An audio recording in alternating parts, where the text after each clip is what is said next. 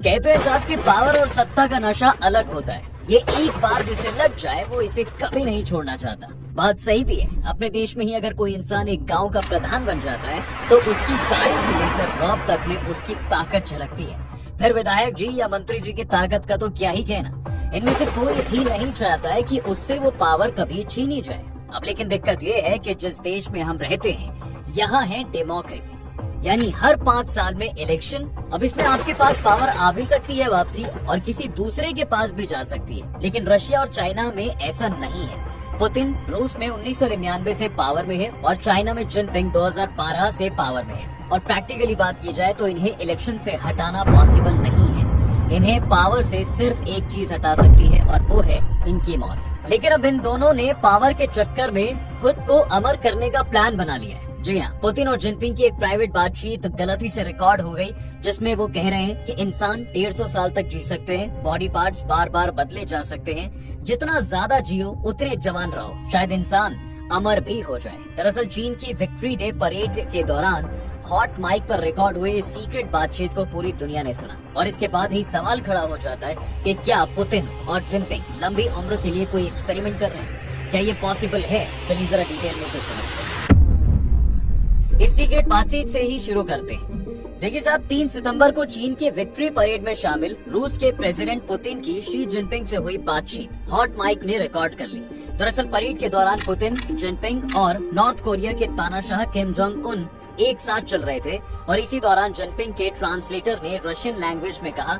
अब वो कहते हैं कि 70 साल की उम्र में आप बच्चे हैं। इसके बाद पुतिन के ट्रांसलेटर ने चीनी भाषा में कहा कि बायोटेक्नोलॉजी बहुत तेजी से बढ़ रही है, इंसान के बॉडी पार्ट्स बार बार बदले जा सकते हैं, जितना ज्यादा जियो उतने जवान रहो, शायद अमर भी हो जाओ। इसके जवाब में शी ने कहा, कुछ लोग कहते हैं कि इस सदी में इंसान 150 साल तक जी सकता है। इसके बाद कैमरा परेड की तरफ मुड़ गया। हॉट माइक उसे कहते हैं जब कोई माइक्रोफोन बिना स्पीकर को पता चले ऑन रह जाता है। इससे 2 लोगों की पर्सनल बातचीत या बयान रिकॉर्ड हो जाता है या उसका ब्रॉडकास्ट हो जाता है। खैर, अब पुतिन ने बाद में चीनी जर्नलिस्ट से इस बातचीत की कंफर्मेशन भी की। उन्होंने कहा, मुझे लगता है परेड के दौरान चेयरमैन ने इस बारे में बात की थी। आजकल मेडिकल तरीके, दवाइयाँ और ऑर्गन ट्रांसप्लांट जैसी सर्जरी ने इंसानों को ये उम्मीद दिलाई है कि जिंदगी पहले से अलग और बेहतर चल सकती है। अब जब सामने वाले इतने कॉन्फिडेंस से मीडिया के सामने भी ये बात कबूल कर रहे हैं, तो क्या पुतिन और जिनपिंग जैसे नेता अपनी उम्र बढ़ाने के लिए कुछ कर रहे हैं? नहीं, मतलब आखिर इस कॉन्फिडेंस का राज है क्या? देखो साहब, पुतिन और जिनपिंग दोनों की उम्र 72 साल है। दोनों के बारे में ऐसी चर्चाएं होती रही हैं कि ये ज्यादा दिनों तक जिंदा रहने के लिए कई तरकीबें आजमा रहे हैं। जैसे दावा है कि पुतिन लाल हिरन का खून पीते हैं और इनकी डॉक्टर बेटी उम्र बढ़ाने पर रिसर्च भी कर रही है। जी हाँ, 2024 में पुतिन ने रूस के साइंटिस्ट को बुढ़ापा रोकने वाली तकनीक और न्यूरो टेक्नोलॉजी का रिसर्च सेंटर बनाने को कहा था, जिससे इंसान की उम्र बढ़ाने में मदद मिले। इस प्रोजेक्ट का नाम न्यू हेल्थ प्रिजर्वेशन टेक्नोलॉजी रखा गया। रूस का दावा है कि ये प्रोजेक्ट 2030 तक 1.75 लाख लोगों को मरने से बचाएगा। वहीं रूसी मीडिया मेदुजा की एक रिपोर्ट के मुताबिक पुतिन के पुराने करीबी मिखाइल कोवालचुक रूस में अमरता पर रिसर्च कर रहे हैं। इसमें बताया गया है कि पुतिन और उनके कुछ करीबियों की इसमें दिलचस्पी है। कोवालचुक ने ऑर्गन प्रिंटिंग टेक्नोलॉजी पर एक बड़ा इन्वेस्टमेंट भी किया है, जिसके तहत लैब में तैयार सेल से ह्यूमन ऑर्गन्स बनाए जा रहे हैं। पुतिन की बड़ी बेटी मारिया वोरोनसोवा कोवालचुक से जुड़े एक जेनेटिक रिसर्च प्रोग्राम में काम कर रही हैं। वो एंड्रोक्राइनोलॉजिस्ट यानी कि हार्मोन से जुड़ी बीमारियों की स्पेशलिस्ट हैं। मारिया को ह्यूमन सेल्स के रिन्यूअल और इंसान की उम्र बढ़ाने पर रिसर्च के लिए रशियन गवर्नमेंट से करोड़ों डॉलर्स मिले हुए हैं, यानी पुतिन इस प्रोजेक्ट को फंड भी कर रहे हैं। कई रूसी मीडिया रिपोर्ट्स में दावा किया गया साहब कि पुतिन ने साइबेरियाई लाल हिरनों के कटे हुए सींगों का खून पिया और उससे नहाया। उनका मानना है कि पुतिन को ताकत देता है और उनके बुढ़ापे के प्रोसेस को रोकता है। असल में पुतिन को लेकर कई मीडिया रिपोर्ट्स में ये भी कहा जा रहा है कि उन्हें कैंसर या पार्किंसंस डिसीज है और वो अपनी उम्र को लेकर परेशान रहते हैं। पुतिन जब तक बहुत जरूरी ना हो किसी मीटिंग में खुद ना जाकर अपने बॉडी डबल्स को भी बेचते हैं। रूस के बाद अब चलते हैं चाइना पर, क्योंकि चीन में भी उम्र बढ़ाने को लेकर कई एक्सपेरिमेंट्स हो रहे हैं साहब। चीन में लंबे वक्त से उम्र बढ़ाने की पारंपरिक चीनी दवाएं यानी कि TCM इस्तेमाल होती रही है, जैसे जिनसेंग यानी कि अश्वगंधा और लिंगजी मशरूम। अब साइंटिस्ट मॉडर्न साइंस के जरिए TCM के एलिमेंट्स को टेस्ट करके देख रहे हैं कि क्या ये बुढ़ापे को रोक सकते हैं या फिर नहीं। 2016 में चीनी मीडिया लूडे प्रेस ने अपनी एक रिपोर्ट में दावा किया था कि जिनपिंग 100 साल से ज्यादा समय तक जिंदा रहने के लिए एक अमरता की दवा पर रिसर्च करवा रहे हैं। ये दवा अमेरिका की हार्वर्ड यूनिवर्सिटी के एक रिसर्च से जुड़ी थी। जिनपिंग ने इस दवाई को रेन फारोंग नाम के एक मशहूर चीनी प्रीस्ट पर आजमाई थी, लेकिन रेन फारोंग की 2021 में ही मौत हो गई थी। हालांकि लूडे प्रेस के इस दावे की पुष्टि नहीं हो पाई है, यानी ये बात मीडिया रिपोर्ट्स तक ही रह गई है। साथ ही रूस की तरह चीन के कुछ लैब्स में भी साइंटिस्ट 3D बायो प्रिंटिंग तकनीक के जरिए लैब में ह्यूमन ऑर्गन जैसे कि लीवर, किडनी या फिर दिल बनाने की कोशिश कर रहे हैं। ये तकनीक आगे चलकर बुढ़ापे से खराब हुए ऑर्गन्स को बदलने में भी मदद कर सकती है। चीन के बीजिंग और शंघाई में सेंटेनरियंस यानी कि 100 साल से ज्यादा उम्र के 2178 लोगों और उनके ब्लड सैंपल्स का बड़ा बायो बैंक बनाया गया है। साइंटिस्ट इन पर टेस्ट करके लंबी उम्र के जेनेटिक रीजन पर रिसर्च कर रहे हैं। 2016 में बुढ़ापे पर स्टडी के लिए चीन सरकार ने organ aging and degeneration programme शुरू किया है। सरकारी चाइनीज अकेडमी ऑफ साइंसेज ने बंदरों की उम्र कम करने के लिए भी स्टडी की है। यानी ये दोनों ही उम्र को बढ़ाने के लिए अच्छा खासा पैसा खर्च कर रहे हैं साहब, क्योंकि ये दोनों ही नेता मरना नहीं चाहते और हमेशा के लिए अपने अपने देश पर राज करना चाहते हैं। हालांकि ये पहली बार नहीं है। चीन और रूस के कई लीडर्स के अजीबोगरीब तरीके से अमरता पाने के किस्से बहुत मशहूर हैं। जैसे चीन के पहले सम्राट किन शी हुआंग अमरता की गोली खाने से मरे थे। दरअसल 250 ईसा पूर्व में चीन के पहले सम्राट किन शी हुआंग हुए। उन्होंने अपनी जिंदगी के आखिरी 10 साल अमरता का अमृत खोजने में गुजार दिए।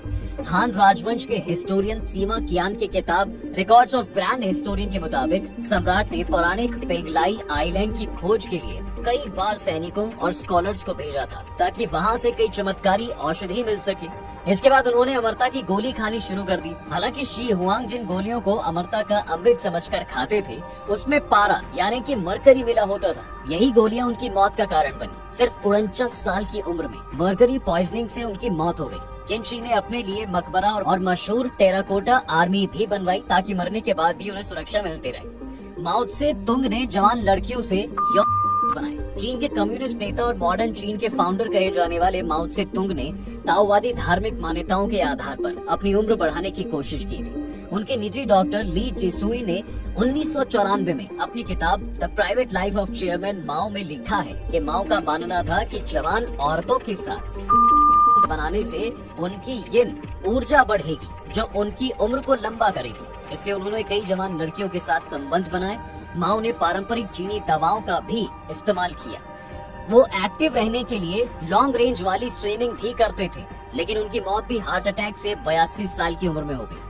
वैसे ये उम्र बढ़ाने का खुमार सिर्फ रूस और चाइना तक ही नहीं था, बल्कि कोरिया में भी रहा। जी हाँ, किम जोंग उन के दादा और उत्तर कोरिया के पूर्व तानाशाह किम इल सुंग ने लंबी उम्र पाने के लिए प्योंगयांग में लॉन्जेविटी रिसर्च सेंटर बनवाया था। इसमें उम्र बढ़ाने के लिए 1700 से ज्यादा जड़ी बूटियों पर रिसर्च होती थी। किम परिवार के फिजिशियन डॉक्टर किम सो योन ने CNN को दिए एक इंटरव्यू में बताया था कि सुंग की उम्र बढ़ाने के लिए युवा लोगों का खून इकट्ठा किया जाता था। 1990 में 80 साल के इल को ये खून चढ़ाया जाता था।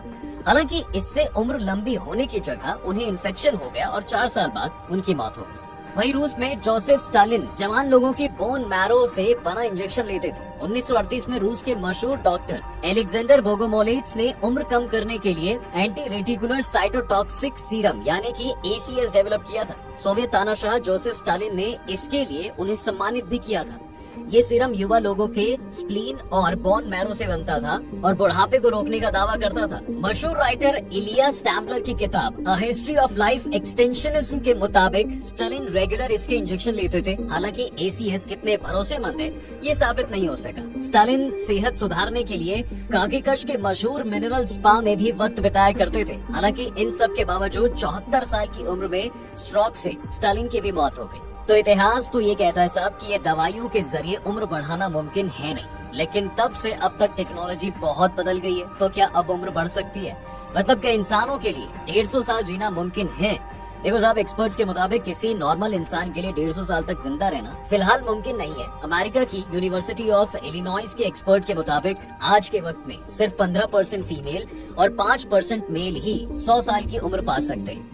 हालांकि दुनिया भर में इंसानों का बुढ़ापा रोकने और उम्र बढ़ाने के लिए वैज्ञानिक 3 तरह की कोशिश कर रहे हैं। पहली, उम्र बढ़ाने वाली दवाओं का इस्तेमाल। दुनिया भर में कई तरह की उम्र बढ़ाने वाली दवाइयों पर एक्सपेरिमेंट किए जा रहा है। मेटफॉर्मिन डायबिटीज की दवाई है, जिसका ट्रायल उम्र से रिलेटेड बीमारियों को रोकने के अलावा एंटी एजिंग के लिए भी किया जा रहा है। अमेरिका में टेम नाम का एक ट्रायल चल रहा है। स्टडीज में चूहों पर इसके इस्तेमाल से उनका लाइफ स्पैन 28% तक बढ़ा। वहीं डायबिटीज वाली महिलाओं में 90 साल तक जीने के चांसेस में 30% की बढ़ोतरी हुई है। रोपामाइसिन दवा का इस्तेमाल करके इंसानी सेल्स की ग्रोथ कम करके उन्हें जवान बनाए रखने की कोशिश की जा रही है। यूनिवर्सिटी ऑफ मैरीलैंड की स्टडी के मुताबिक ये दवाई चूहों में 20% तक लाइफ स्पैन बढ़ाती है और इंसानों पर इसके लिए क्लिनिकल ट्रायल्स जारी है। बाकी कई दूसरी स्टडीज में भी इसे